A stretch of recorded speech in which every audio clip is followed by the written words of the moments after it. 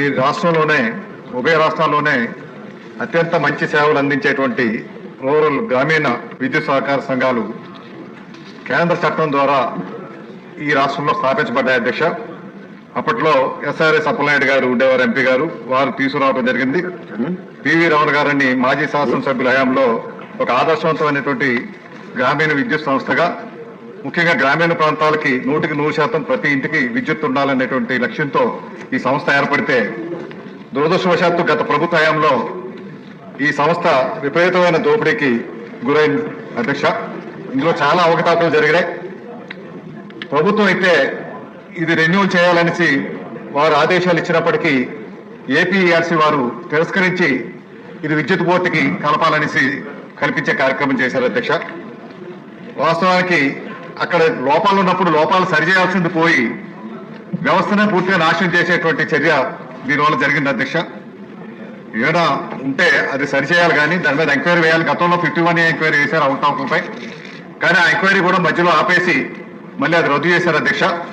ఆ ఎంక్వైరీ వేయాల్సింది పోయి గత ప్రభుత్వంలో ఉన్నటువంటి పెద్దలు కొంతమందిని రక్షించాలనేటువంటి ఉద్దేశంతో ఎవరైతే తప్పులు చేశారో, కోట్ల రూపాయలు దోపిడీ చేశారో వాళ్ళు రక్షించే ప్రక్రియలోనే బిజినెస్ ఆపరేషన్స్ ఈ బోర్డుకి అప్పగించడం జరిగింది అధ్యక్ష.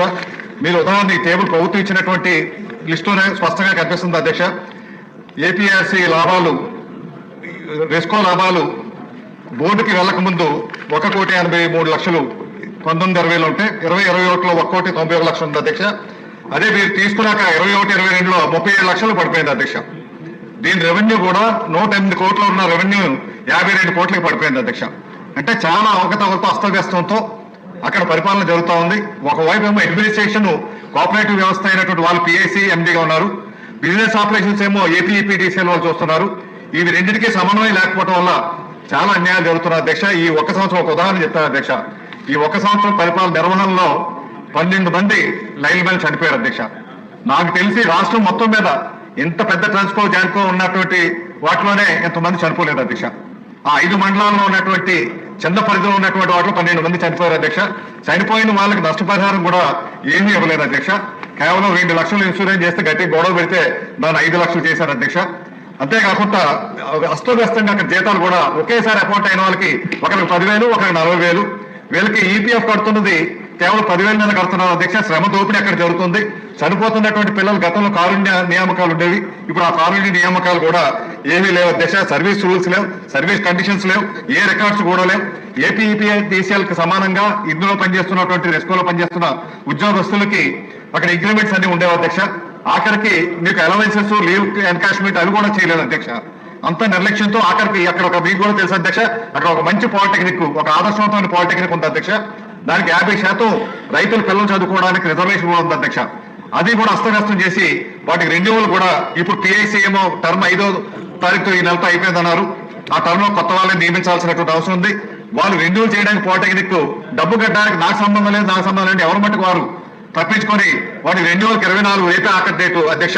దాన్ని కూడా డబ్బు కట్టలేదు అధ్యక్ష.